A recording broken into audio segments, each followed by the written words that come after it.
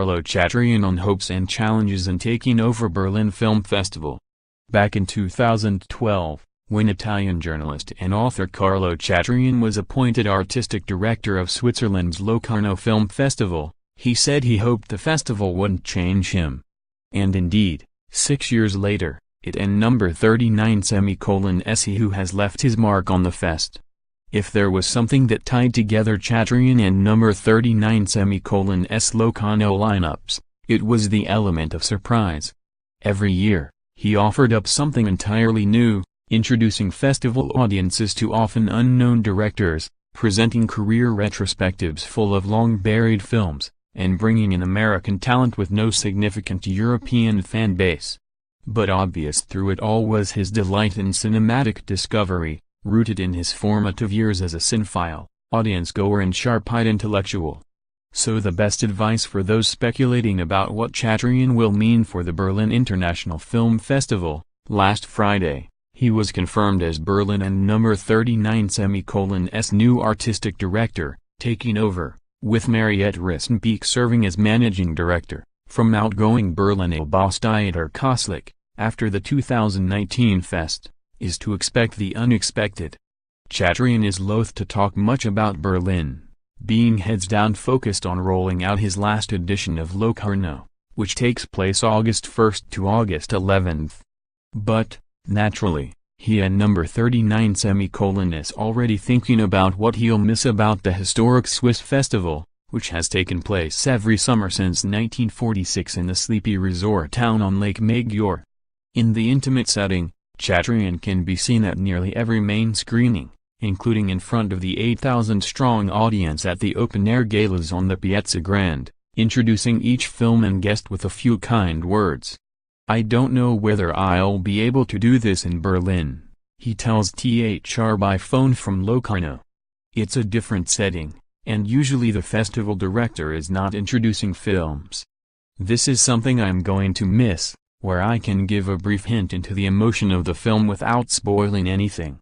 But Chatrian plans to stick to his curatorial instincts when it comes to picking films for Berlin. He still lives for the thrill of surprising audiences and discovering new talent, and he is steadfast in his belief that festivals exist to advocate for films that might otherwise be ignored. "Every film festival director wants to surprise their audiences in their own way," he says. "I hope I won't change myself. I said it when I was appointed in Locarno and I'm saying it again, I hope I will still be able to put myself in the shoes of a viewer. I think this is very important when we select films, to think about the people who will watch the films.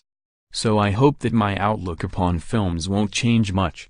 But he does acknowledge that the shift to Berlin, a festival some 300 times larger in terms of the number of screenings and the size of the audience, will mean changes in approach. Of course, when you are working in another festival, it's also the setting of the festival that interferes in a way with your work, which is normal, he says. But the struggle is always to convey something of yourself and also the group you and number 39:s re-working with. Chatrian will also be walking into a battle he didn't and number 39:s start. Koslik, who has run the Berlinale since 2001, came under heavy fire of late from members of the German film industry, who accused him of lacking a clear curatorial vision for the festival and of neglecting Berlin and number 39:s tradition of intellectual art house cinema, particularly new German films. On the other side, there is a call for Berlin to become more commercial and attract bigger Hollywood or Oscar-favored titles. Many look to the success of Venice in recent years, which has improved its international profile by shrinking its competition lineup and focusing on high-profile films with awards buzz. Asked how he'll respond to the different demands between arthouse and Hollywood in Berlin, Chatrian acknowledges it will be difficult. Of course it and number 39:s impossible to please everyone. But, the solution is not to give a little bit of everything to everyone. I need some time to understand better in a practical way what the challenges are, he adds. At the same time, I think that Berlin has an identity that is very much related to the city, very much related to the history of the festival, and my job will also be to adapt myself, or rather to find how can I be part of the history of this festival. I don't believe that someone can arrive and change everything all of a sudden. It and number 39 s a process. While Chatrian says he and number 39 s immensely honored and excited to take on his new position, he does acknowledge the leap from Locarno to Berlin is a big one. It is really on the other extreme of the festival spectrum, not only because Locano takes place in a small village and Berlin is a metropolis, but the perception of the festival and the audience is very different.